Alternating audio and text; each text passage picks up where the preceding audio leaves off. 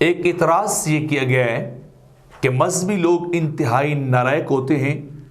جو غور و فکر سے، جو انسانی علوم سے، اپنے دائیں بائیں کے حالات و واقعات سے بے خبر ہوتے ہیں، اور وہ قوانین فطرت سے اپنی نگاہیں چرا کر رکھتے ہیں، اس لیے وہ مذہب کا لبادہ اوڑھ لیتے ہیں کہ مذہب جو ہے وہ کیا اندھا دھند تقلید کا نام ہے، اندھا دھند ماننے کا نام ہے۔ تو مذہبی لوگ جو ہیں وہ عقل سے عاری لوگ ہوتے ہیں۔ تو جواباً عرض یہ ہے کہ شاید جس نے اعتراض کیا ہے اس نے مذہب اور دین کو پڑھا ہی نہیں ہے، اس نے سمجھا ہی نہیں ہے کہ مذہب اور دین جو ہے انسان کے اندر شعور کو بیدار کرتا ہے۔ آپ قرآن کو اٹھا کر دیکھ لیں، قرآن قدم قدم پہ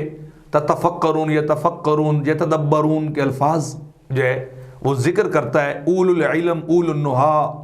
اول الاسباب، یا جو بھی اس طرح کے کلمات ہیں وہ قرآن کے اندر جو ہے وہ ذکر کیے جاتے ہیں، بار بار کیے جاتے ہیں، اور یہ بتایا جاتا ہے کہ علم والے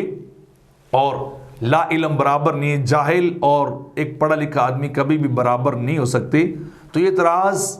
کہ مذہب کے لوگ جو ہیں وہ عقل سے عاری اور نالائق ہوتے ہیں، نکمے ہوتے ہیں، شاید وہ سب سے بڑے نکمے وہی لوگ ہیں جو اعتراض کر رہے ہیں، کیونکہ جب اسلام آیا تھا تو اسلام سے قبل دنیا کی کیفیت اور حالت کیا تھی؟ بالکل ڈارک ایج پیریڈ تھا، کوئی انسانوں کو تہذیب نہیں تھی۔ دین اسلام مذہب آیا، اس نے لوگوں کو شعور دیا، لوگوں کو جو ہے وہ ایجوکیٹ کیا اور انہیں غور و فکر کی دعوت دی، اور اسی دین کے تابع ہو کر مسلمان چند سالوں میں دنیا پہ غالب بھی آئے، دنیا کا سب سے پڑھا لکھا معاشرہ بھی بنے، اور انہوں نے پھر دین کے تابع رہ کر قوانین فطرت کو دریافت بھی کیا، اور ایسی ایسی انوویشن اور ڈسکوریز کی کہ پوری تاریخ انسانی اس کی مثال پیش کرنے سے قاصر ہے۔ مسلمان اسلام کے تابع رہ کر انہوں نے میڈیکل کے اندر ترقی کی، فزکس، بایو کیمسٹری اور پتہ نہیں کتنے سارے علوم ہیں، جتنی بھی سائنس کی جو ہے وہ برانچیز ہیں، وہ ساری کب جو ہے وہ دریافت ہوئیں؟ جب وہ اسلام کی چھتری کے نیچے آئے عرب، یا جہاں جہاں اسلام گیا وہ انہیں غور و فکر کی دعوت دیتا گیا اور زندگی گزارنے کے اصول جو ہے وہ بتاتا گیا۔ تو جدید دنیا کی بنیاد مذہب اسلام، دین اسلام نے رکھی ہے، کسی اور عقل کے مارے ہوئے نہیں رکھی، نہ کسی لا دین شخص نے جو ہے وہ رکھی ہے۔ ہاں البتہ یہ اعتراض یورپ اور عیسائیت کے اوپر آتا ہے، اور عیسائیت بھی وہ تھی، یہودیت بھی وہ تھی جس کو انہوں نے خود مسخ کر دیا تھا، بدل دیا تھا، فیبریکیٹ کر دیا تھا، اور خدائی قوانین کو چھوڑ کر انہوں نے انسانی قانون اپنائے اور عقل کو رہنما سمجھا تو وہ مار کھا گئے۔ اور وہاں پھر جب وہ عقل اور مذہب کا یا عام لوگوں کا مذہب کے ساتھ ٹکراؤ ہوا، اور مذہب میں پھر کہہ رہا ہوں وہ تھا کہ جو لوگوں نے خود دھر لیا تھا، خود گھڑ لیا تھا،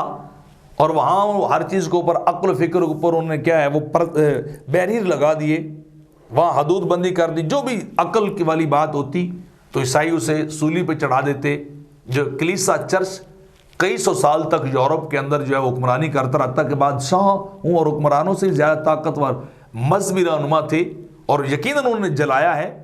یہ اسلام کے اوپر اعتراض نہیں ہوتا، یہ عیسائیت کے اوپر اعتراض ہے۔ لوگ اسی پس منظر کو لیتے ہوئے، اسی چیز کو دیکھتے ہوئے مطلقاً دین یا اسلام کے اوپر اعتراض کرتے ہیں، تو یہ اعتراض عیسائیت کے اوپر ہے۔ انہوں نے یقیناً کیا تھا تو اس کا ریئیکٹ ہوا یورپ کے اندر، اور لوگ پھر مذہب بیزار ہوتے گئے، دین سے دور ہوتے گئے۔ تو یہ بات نہیں ہے کہ دین جو ہے وہ جہالت سکھاتا ہے، دین تو بندوں کو سیولائز کرتا ہے، انہیں تہذیب جو ہے وہ سکھاتا ہے۔ ایک اور اعتراض جو ہے کیا جا سکتا ہے کہ دیکھیں یورپ نے ترقی اس وقت کی جب اس نے مذہب کو خیر بات کہا، چائنا نے ترقی کی تو بات یہ ہے کہ اس دنیا کے کچھ کامن سے اصول اور رولز اللہ نے بنا رکھے، جو بھی ان کو اختیار کرے گا وہ دنیا میں غالب آ جائے گا۔ تو انہوں نے دین کو تو چھوڑا تھا لیکن ان اصولوں کو اپنا لیا تھا جو اسلام نے بتائے تھے، یا ان کے دین جو عیسیٰ علیہ السلام نے انہیں دین دیا تھا وہ بتائے تھے، ان کو انہیں اختیار کر کے مذہبی طبقے کو انہوں نے اڑا دیا تھا جو عقل و فکر سے آری تھے، یا جیسے ہمارے جو ہے وہ چائنا کر رہے ہیں۔ تو اصول وہ دنیاوی جو قوانین فطرت ہیں ان کو انہوں نے سمجھا ہے، پرکھا ہے، اور ترقی کرتے جا رہے ہیں۔ اور مسلمان جب قرآن و سنت کی تعلیم بات پہ عمل کرتے ہوئے کائنات کے اندر غور و فکر کرتے رہے، قوانین فطرت کو سمجھتے رہے، دنیا پہ غالب رہے، اور جب انہوں نے دینی اصولوں کو چھوڑا تو یہ کیا ہے، وہ بالکل جہالت کی گہرائیوں میں جا گرے۔ اور